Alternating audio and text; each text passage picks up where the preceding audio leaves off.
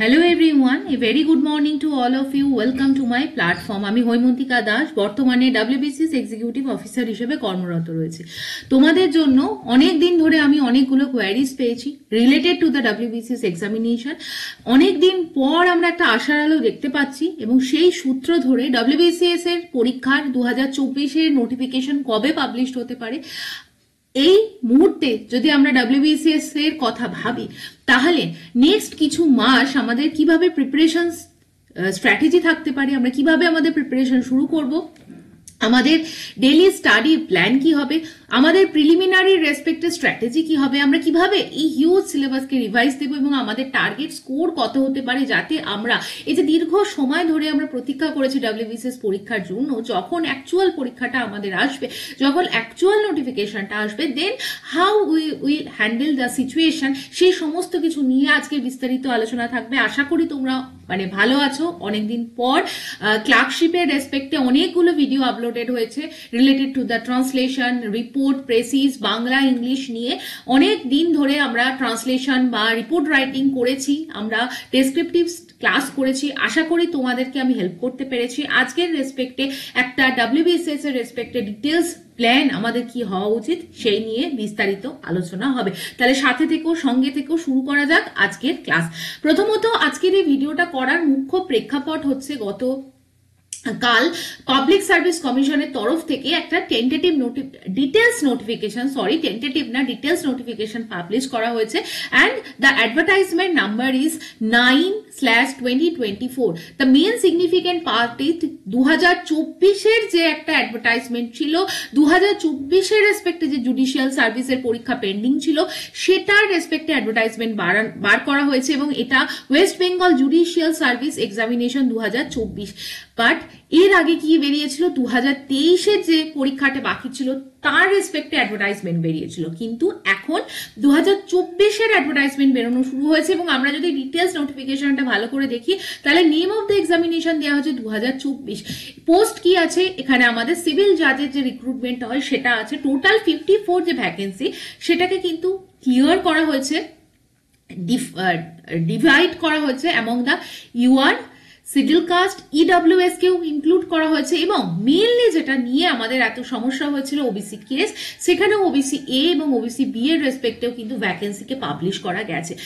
এই সূত্র ধরে আমরা অপটিমিস্টিক কি এই যে ওবিসির যে কেসটা নিয়ে এত জটিলতা হয়েছে, এত দিন দীর্ঘ সময় ধরে আমাদের 2024-এর WBCS এর জায়গাটা আটকে ছিল, আমরা 2024-এর জুডিশিয়াল সার্ভিস এক্সামিনেশনের সূত্র ধরে আমরা অপটিমিস্টিক কি খুব দ্রুত হয়তো আমরা দেখে নেব এই নভেম্বর মাসের যে রেস্ট অফ দ্য ডেজ পড়ে আছে, আজকে 14 তারিখ, এই সময়টার মধ্যে পিএসসি ডিটেলস WBCS এর নোটিফিকেশন বার করবে। নাও এটা আমাদেরকে স্ট্র্যাটেজাইজ করতে হবে, ইট ইজ আওয়ার ডিউটি। আমরা যদি নভেম্বরের রেসপেক্টে নোটিফিকেশন পাই তাহলে নোটিফিকেশন ফর্ম ফিল আপ করতে করতে এই বছরটা কিন্তু আমাদের শেষ হবে।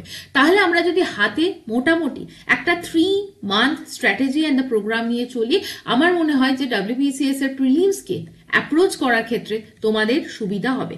নাও আমরা প্রসিড করব আমাদের নেক্সট জায়গাটায়, যেটা হচ্ছে with respect to the WBCS and with respect to the 2024, যেটা আমাদের কি পরীক্ষা হবে, ওল্ড সিলেবাস রেসপেক্টে আমাদের পরীক্ষা হবে, এটা অলরেডি আমরা জানি।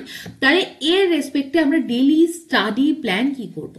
মুখ্যত দুটো জায়গা নিয়ে এখানে স্টুডেন্টদের একটা উভয় সংকট আছে, যেটি হচ্ছে আমাদের মোস্ট প্রবাবলি 28 ডিসেম্বর আমাদের ক্লার্কশিপের জন্য যে মেন্স পরীক্ষাটি আছে, অর্থাৎ ডেসক্রিপটিভ যে বাংলা ইংলিশে পেপার আছে সেই পরীক্ষা হবে।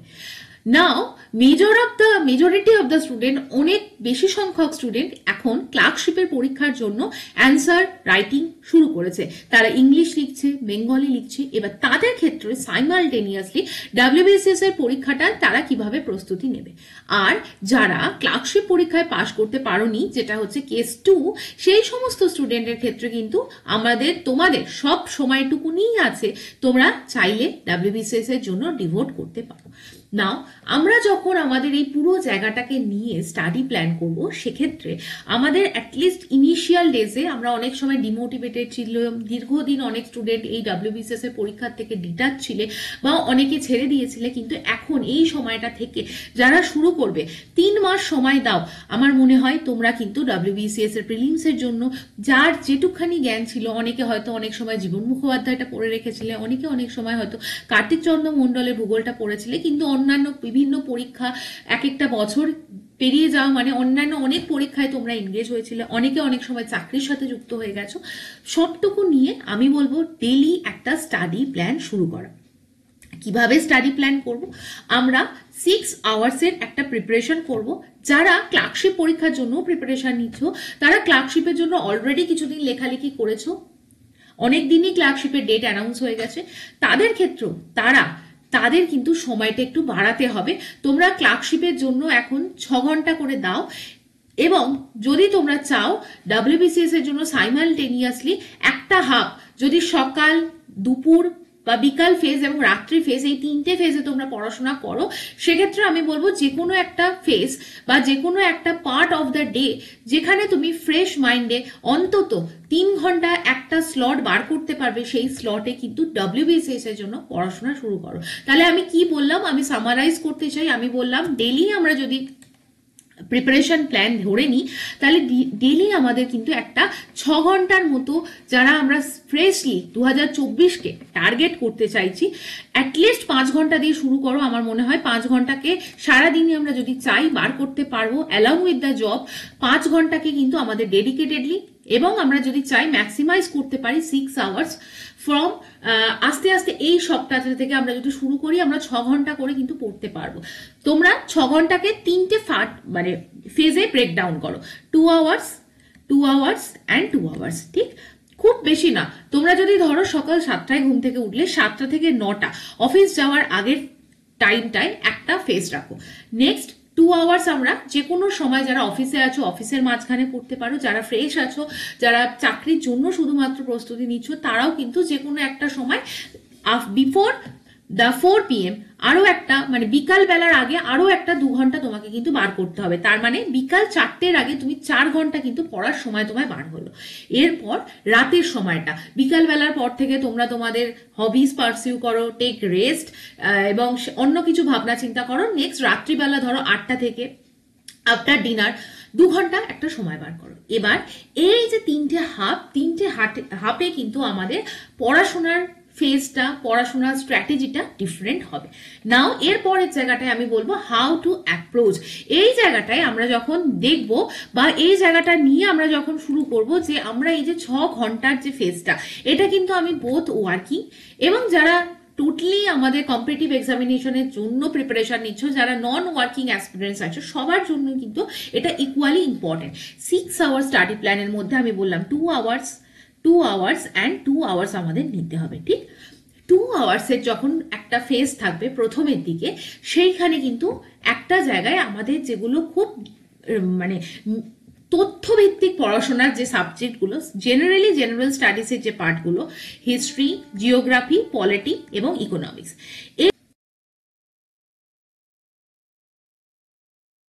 ওকে, এই যে জায়গাটা হিস্ট্রি, জিওগ্রাফি, পলিটি, ইকোনমিক্স, তাহলে আমরা কেউ রেগুলার শুধু হিস্ট্রি পড়তে পারো, 3-4 দিন হিস্ট্রি পড়লে, কেউ করতে পারো একদিন হিস্ট্রি, একদিন জিওগ্রাফি, একদিন পলিটি, একদিন ইকোনমিক্স, কিন্তু আমি বলছি রেগুলার একটা 2 আওয়ার্স অফ জিএস এর পড়াশোনার জন্য আমরা রাখবো। নেক্সট একটা জায়গা আছে আমাদের সিলেবাসকে যদি আমরা অ্যানালিসিস করি, একটা ক্রুশিয়াল পার্ট আছে ম্যাথ, ইংলিশ, এবং আমরা যদি দেখি সায়েন্সের একটা সমস্যা হয় আমাদের অনেক স্টুডেন্টের, যারা সায়েন্স ব্যাকগ্রাউন্ড থেকে আছি, তারাও দেখা যায় ফিজিক্স, কেমিস্ট্রি, বায়োলজির জায়গাটা কমপ্লিট করতে পারি না। আবার অনেকে আমরা এটাও দেখি যে যারা নন সায়েন্স ব্যাকগ্রাউন্ডে, তাদের কিন্তু এটা একটা অত্যন্ত সমস্যার জায়গা হয় যে তাদের ক্ষেত্রেও কিন্তু তারা নন সায়েন্স ব্যাকগ্রাউন্ডের স্টুডেন্ট হয়ে ডাব্লিউবিসিএস এর প্রিলিমসে অ্যাটলিস্ট যে কোয়েশ্চেন্স গুলো হয়, সেখানে তাদের একটা ভয় এবং ভীতির জায়গা থাকে। তাহলে আমি বলবো যে এই যে নেক্সট 2 আওয়ার সময় ম্যাথ, ইংলিশ এবং সায়েন্স, সঙ্গে আমরা রিজনিংকেও নিতে পারি, এই জায়গাটা কিন্তু আমরা কি করব, এই জায়গাটার যে কোনো এক একটা সাবজেক্ট ওয়াইজ আমাদের কনভেনিয়েন্ট অনুযায়ী আমরা চক আউট করে নেব এবং সেভাবে আমরা প্রসিড করব। তার মানে আমরা অ্যাটলিস্ট 6 আওয়ার্সের মধ্যে 4 আওয়ার্স সময় আমরা কোথায় দিচ্ছি, জেনারেল স্টাডিজের হিস্ট্রি, জিওগ্রাফি, পলিটি, ইকোনমিক্স, যেখানে আমাদের মোটামুটি 100 নাম্বার থাকে, এই জায়গাটা আমরা ফোকাস করছি। আর 2 আওয়ার্স আমরা ম্যাথ প্র্যাকটিস করতে পারি, রিজনিং কোনোদিনও প্র্যাকটিস করতে পারি, কোনোদিনও সায়েন্সের কিছু টপিক ধরতে পারি, যেরকম আমরা ব্লাড পড়তে পারি, কোনোদিনও আমাদের মনে হতে পারে আমরা গ্র্যাভিটেশন চ্যাপ্টারটা পড়তে পারি, এবং কোনোদিনও আমাদের মনে হতে পারে যে আমরা লেট সাপোজ আমরা কেমিস্ট্রির কোনো একটা চ্যাপ্টার সলিউশন চ্যাপ্টারটাকে আমরা কমপ্লিট করলাম। কোনোদিনও আমরা আরেকদিন স্টাডি প্ল্যানে আমরা ইংলিশের রেসপেক্টে আমরা দেখলাম ভার্ব পড়লাম, কোনোদিনও আমরা স্টাডি প্ল্যান হিসাবে ইংলিশের রেসপেক্টে কিছু ভোকাবুলারি মুখস্থ করলাম। নেক্সট যে জায়গাটা আমার যাওয়ার বা বিষয়বস্তু, সেটা হচ্ছে আমাদের নেক্সট 2 আওয়ার্স আমরা কিভাবে এগোবো বা কিভাবে আমরা সেটাকে প্রসিড করব। তার মানে আমরা 4 ঘন্টার মধ্যে অ্যাটলিস্ট আমাদের যে ডব্লিউবিসিএস এর কোর সিলেবাসটা আছে সেটাকে কভার আপ করলাম। Now the second phase of 2 hours and the last part যেটা আমাদের পড়াশোনার বাকি রইল, সেটা হচ্ছে লাস্টে 2 ঘন্টা। জেনারেলি এটা রাতের দিকে হবে, রাতে 9-তে শোয়ার সময় আমরা অনেক সময় দেখা যায় আমরা ফোন স্ক্রল করি, আমরা ফেসবুক করি, আমরা ইউটিউবে জাস্ট শর্টসকে দেখি। এই জায়গাগুলোকে যদি আমরা রেস্ট্রিক্ট করি, দেন 2 ঘন্টায় আমরা অনেক কিছু জিনিস করতে পারি। হোয়াট উই ক্যান ডু, যদি তোমরা আমার সাজেশন নাও, একটা ডব্লিউবিসিএস এর ফার্স্ট ইয়ারের যে কোনো বই, যেখানে কিন্তু এই বইটাই যেখানে তোমাদের ইনশিওর করতে হবে চ্যাপ্টার ওয়াইজ আমাদের পাস্ট ইয়ার কোয়েশ্চেন্সের সেগ্রিগেশন করা আছে। ফর এক্সাম্পল, তোমরা হিস্ট্রি যদি একটা চ্যাপ্টার সকালে পড়ে থাকো, and the chapter name this গান্ধীজি's অ্যারাইভাল ইন ইন্ডিয়া, যেখানে আমরা সাউথ আফ্রিকা থেকে গান্ধীজি ব্যাক করেছে, চম্পারন খেদা মুভমেন্ট করছে, সেই চ্যাপ্টারটা পড়লে now try to solve the past year questions. Suppose তোমরা হিস্ট্রির রেসপেক্টে সকালে পড়লে যে নিউজ পেপার এবং তাদের এডিটরদের নাম, নেক্সট তোমাদের সেই দিনকেই রাত্রিবেলা কাজ হবে ডব্লিউবিসিএস এর পাস্ট ইয়ার কোয়েশ্চেন্সটাকে অ্যানালাইজ করা বা সেই জায়গাটা কিন্তু দেখা। জাস্ট মার্ক করো বইতে এবং রিভাইজ করো। এই সময়টা 1 ঘন্টা দাও, যেখানে তোমরা শুধুমাত্র ডব্লিউবিসিএস এর পাস্ট ইয়ার কোয়েশ্চেন্স গুলোকে অ্যানালাইজ করবে, প্রপারলি সেটাকে এক্সিকিউট করবে, এবং সেই সময়টায় কিন্তু দেখবে অনেক কিছু তথ্য নিজের অজান্তেই তোমাদের মাথায় রেজিস্টার্ড হয়ে যাচ্ছে এবং সেইটা তোমাকে ইমেন্সলি হেল্প করবে। 1 সেকেন্ড, লাস্ট আর একটা জায়গা, এই লাস্ট যে আমাদের নাইটের যে 2 আওয়ার স্লট, এই নাইটের 2 আওয়ার স্লটে তোমাদের আর একটা জিনিস করতে হবে, download any news papers app বা যেটাকে আমাদের বলা হয় কারেন্ট অ্যাফেয়ার্স অ্যাপ। সবসময় তোমাদের বড় বড় নিউজ পেপার প্রিলিমসের জন্য পড়ার দরকার নেই। এখন থেকে শুরু করলে কারেন্ট অ্যাফেয়ার্স এর এনি ওয়ান সোর্স, তোমরা আড্ডা 247 বা জিকে টুডে যে কোনো একটা অ্যাপ দেখলে সারা দিনে কি কি হয়েছে জাস্ট 10 থেকে 12টা নিউজকে একবার স্ক্রল ডাউন করলে, don't need to remember all the facts and figure. Just বড় বড় যে নিউজগুলো ধরো খবরে আসছে, কেউ কোথাও অ্যাপয়েন্টমেন্ট হয়েছে, কোনো একটা জায়গায় ইম্পর্টেন্ট কোনো নেভাল এক্সারসাইজ হয়েছে, কোনো আর্মির এক্সারসাইজ হয়েছে, বা আজকের দিনটা সাপোজ 14ই নভেম্বর, তুমি আজকে যখন অ্যাপটা খুলবে রাতের দিকে দেখবে আজকে কোনো ইম্পর্টেন্ট ডেজ আছে কিনা। জাস্ট এটাকে অ্যাট এ গ্ল্যান্স 15 মিনিটসের মতো কারেন্ট অ্যাফেয়ার্সকে সময় দাও। এটা তোমাকে খুব বেশি চাপ নিয়ে যে আমার মুখস্থ হচ্ছে না, মনে থাকছে না, এরকম না, বাট মেক এ হ্যাবিট কি আমি রাত্রিবেলা অ্যাটলিস্ট সারাদিনে কি কি হয়েছে এটা দেখতে পারি। কারেন্ট অ্যাফেয়ার্স এর অ্যাপ না পড়তে অনেক সময় রাতের দিকে পড়লে ঘুম পেয়ে যায়, সারাদিনের সময় এক্সস্টেড থাকি, আমরা বিভিন্ন ডে টু ডে অ্যাফেয়ার্সে ব্যস্ত থাকি, তো আর আমাদের কিন্তু নিজের পড়তে ইচ্ছা করে না। তো সেক্ষেত্রেও ইউটিউবে যাও, অনেক ভালো ভালো স্যারেদের ছোট ছোট ভিডিও আছে, বড় বড় 30-45 মিনিটের হিন্দু নিউজ পেপার অ্যানালিসিস প্রিলিমসের জন্য দরকার নেই। এসএসসি সিজিএল লেভেলের বা রেলের লেভেলের কোনো ইউটিউব চ্যানেল দেখো যেখানে 15 থেকে 20 মিনিটের মধ্যে ডেইলি কারেন্ট অ্যাফেয়ার্স গুলোকে প্র্যাকটিস করিয়ে দেওয়া হয় with the form of MCQ, সেই রকম একটা ভিডিওকে দেখে নাও। তো আমরা তার মানে লাস্ট জায়গাটাকে কি করলাম, ফর দ্য রিভিশন, এবং পাস্ট ইয়ার কোয়েশ্চেন্সকে মেনলি আমরা ইনিশিয়াল ডেজ এর রিভিশনের জায়গায় রাখবো along with the current affair, যেটাকে আমরা খুব বেশি বার্ডেন নেব না। অ্যাটলিস্ট যতক্ষণ এই ফর্ম ফিল আপ ফেজটা যাবে, নভেম্বর ডিসেম্বর, বা নোটিফিকেশন ফেজটা যাবে, ততক্ষণ আমরা কিন্তু কারেন্ট অ্যাফেয়ার্সকে মুখস্থ বা একদম রিভিশন পর্যায়ে নেব না, জাস্ট আমরা ডে টু ডে একটা প্র্যাকটিসের মধ্যে থাকবো। নেক্সট আর একটা জায়গা যেটা হচ্ছে এরপর আমরা চলে আসবো প্রিভিয়াস ইয়ার অ্যানালিসিস। যদি আমরা দেখি 2019 থেকে 2023 পর্যন্ত যদি কন্টিনিউয়াস আমরা প্রিলিমসের কাট অফ ডব্লিউবিসিএস এর রেসপেক্টে অ্যানালাইজ করি, আমরা দেখবো মোরাললেস ডাব্লিউবিসিএস এর যে পেপার 200টা এমসিকিউ আসে, এটা মডারেট টু আমি বলবো হার্ড লেভেলের কোয়েশ্চেন্স আসে, যেখানে অ্যাটলিস্ট 100টা কোয়েশ্চেন্স মডারেট লেভেলের থাকে, এর মধ্যেও 50টা থাকে ইজি লেভেলের, করা যায় এবং করার সোর্সটাই থাকে পাস্ট ইয়ার কোয়েশ্চেন। যত কঠিন কোয়েশ্চেন্সই হোক না কেন, পাস্ট ইয়ার কোয়েশ্চেন্সের সাথে ডিরেক্ট অ্যান্ড ইনডিরেক্ট লিঙ্কে কিন্তু আমরা কোয়েশ্চেন পাই, এবং hard question, uncommon question, in depth question, note on addition কোয়েশ্চেন্সও কিন্তু আমরা মোটামুটি 25 থেকে 30টার মতো এখানে পাই, along with the current affairs, যেখানে আমরা 25টা কারেন্ট অ্যাফেয়ার্স পাই। So this is the segregation. তার মানে আমি বলবো 100টা মডারেট লেভেলের কোয়েশ্চেন্স থাকে, 50টা ইজিয়ার লেভেলের কোয়েশ্চেন্স থাকে, 25টা হার্ড লেভেলের কোয়েশ্চেন্স থাকে এবং 25টা আমাদের কারেন্ট অ্যাফেয়ার্স থাকে। এই যদি আমাদের সেগ্রিগেশন অফ দ্য কোয়েশ্চেন্স হয় এবং আমরা যদি অন অ্যান অ্যাভারেজ আমাদের কাট অফের অ্যানালিসিস করি, তাহলে দেখো 105, 2020-তে 127 এবং 2022-এ হাইয়েস্ট কাট অফ যায় 130। 2023-এ কোয়েশ্চেন্স পেপার স্ট্যান্ডার্ড হয়, অনেক স্টুডেন্ট সেটা বলেও ছিল, তার রেসপেক্টে কিন্তু কাট অফ কমেছে। কিন্তু আমরা যদি মডারেট আমাদের সেফার সাইডে যদি যাই, তাহলে আমরা টার্গেট করব, যদি কোয়েশ্চেন্স ইজি হয় 130-এর উপর যাবে না, আর যদি কোয়েশ্চেন্স খুব আনপ্রেডিক্টেবল এবং কোয়েশ্চেন্স খুব টাফের দিকে যায়, তাহলেও কিন্তু 120-র নিচে কাট অফ নামবে না। তার মানে আমাদের মার্জিন থাকবে 120 থেকে 130। আমি কিন্তু এখানে প্রিসাইজ কোনো কাট অফ অ্যানালিসিসই করছি না, বাট আমি আমার নিজের অ্যাজ এ স্টুডেন্ট হিসাবে আমি কত পেতে পারি বা কিভাবে আমরা স্ট্র্যাটেজাইজ করব সেই জায়গাটাকে দেখলাম। এরপরও বিস্তারিত আলোচনা হবে, বাট আমরা মোটামুটি English, reasoning, math, current affairs এবং জেনারেল স্টাডিজ এবং জেনারেল সায়েন্স নিয়ে যদি মোটামুটি ভাবনা চিন্তা করি, তাহলে আমরা ইংলিশের যে 25 মার্কস, তার মধ্যে 12টা কি ম্যাক্সিমাম আমরা 13টা টার্গেট করতে পারি। রিজনিং এবং ম্যাথের যারা নন ব্যাকগ্রাউন্ড আছো, সায়েন্সের নয়, তাদের ক্ষেত্রেও কিন্তু রিজনিং ম্যাথ খুব সোজা থাকে, অ্যাটলিস্ট ফর দ্য প্রিলিমস। সেখানেও কিন্তু আমাদের 20টা ম্যাক্সিমাম টার্গেট করতে হবে, 20 থেকে 21টা আমরা টার্গেট করে চলবো, আদারওয়াইজ আমাদের কিন্তু এই হাই কাট অফটাকে ক্লিয়ার করা ডিফিকাল্ট হয়ে যায়। কারেন্ট অ্যাফেয়ার্সের রেসপেক্টে 25-এর মধ্যে সবসময় আমরা সব কোয়েশ্চেন্স কমন পাই না, 13 থেকে 14টা কোয়েশ্চেন্স আমরা ম্যাক্সিমাম অ্যাটেম্প করবো, এই প্ল্যান নিয়ে যাব। But the main strategy is the general studies. General স্টাডিজে যে 100টা নাম্বার থাকে, হিস্ট্রি, জিওগ্রাফি, পলিটি, ইকোনমিক্স, তার মধ্যে হিস্ট্রি যেন আমাদের এমন পড়া থাকে যেখানে হিস্ট্রির 50টা কোয়েশ্চেন্সের মধ্যে আমরা 42-43টা কোয়েশ্চেন্স কমন পাই। তার জন্য আমাদের কি পড়তে হবে? আমাদের ইনডেপথ অ্যানালিসিস করতে হবে। শুধু একটা বই ওপর পড়ে গেলাম, ওপর একটা নোট ক্লাউড থেকে আমরা জোগাড় করেছি, পড়ে নিলাম, বা আমরা কোনো একটা টেলিগ্রাম চ্যানেল থেকে হিস্ট্রির নোট পড়ে নিচ্ছে, আমার মনে হয় this is very very bad strategy. Similarly জিওগ্রাফির রেসপেক্টে আমরা ওয়েস্ট বেঙ্গল নিখুঁতভাবে পড়বো। আমার এই চ্যানেলে ওয়েস্ট বেঙ্গল প্লেলিস্ট করা আছে, আমি নিজে পড়িয়েছি, তোমরা দেখতে পারো, বুঝতে পারো যে কিভাবে পড়তে হয়।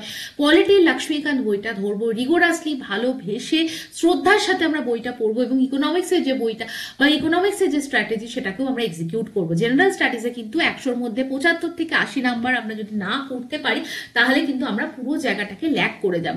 সিমিলারলি জেনারেল সায়েন্সের যে বায়োলজি, ফিজিক্স এবং কেমিস্ট্রি আছে, এই যে 25 নাম্বার, সেখানে কিন্তু একটু টাফার কোয়েশ্চেন থাকে, সবসময় আমাদের পক্ষে ওটা হ্যান্ডেল করা সম্ভব না। নিউমেরিক্যালস কোয়েশ্চেন দেয়, অনেকটা ম্যাথমেটিক্স ওরিয়েন্টেড কোয়েশ্চেন দেয়, সেখানেও আমরা 12 থেকে 14টা কোয়েশ্চেন্সকে হ্যান্ডেল করবো। তাই আমরা যদি এইভাবে স্ট্র্যাটেজি নিই, তাহলেও দেখবে আমরা 132টা এবং ম্যাক্সিমাম টার্গেটও যদি 1-2 নাম্বার করেও প্রত্যেকটা পার্টি আমরা বাড়াতে পারি, তাহলেও কিন্তু আমরা 142 নাম্বারে রিচ করে যাচ্ছি। এক্ষুনি তোমরা অনেকে আমি জানি কমেন্ট করবে এত নাম্বার পাওয়া যায় না, বাট যারা পরীক্ষায় পাশ করছে, যারা বছরের পর বছর পড়ছে, যারা ডেডিকেটেড আছে, অনেস্টির সাথে উইথ পারসিভিয়ারেন্স এক্সিকিউট করছে এই প্ল্যানটাকে, আমার মনে হয় তারা পারে এবং তাদের জন্যই কিন্তু পরীক্ষায় কাট অফটা বেড়ে যায়। লাস্ট আজকের ভিডিওতে একটা জাস্ট আমার 3 স্টেপ স্ট্র্যাটেজি, যেটা হচ্ছে কিভাবে আমরা আমাদের পরীক্ষার যে প্রিপারেশন সেটাকে অনেক বেশি ভালোভাবে নিয়ে যেতে পারি।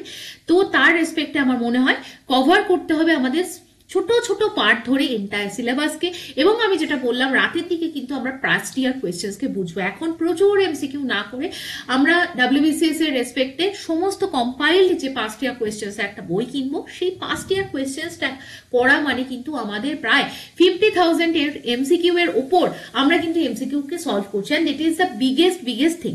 নেক্সট আমরা পাস্ট ইয়ার কোয়েশ্চেন্স করার সময় তার সেকেন্ড স্টেপ আমার স্ট্র্যাটেজি, সেটা হচ্ছে আমরা আননোন কোয়েশ্চেন্স যেগুলো আছে সেগুলোকে যেমন আইডেন্টিফাই করবো যে এগুলো আমরা পড়া নেই, এগুলো আমরা জানি না, এটা আননোন হবে।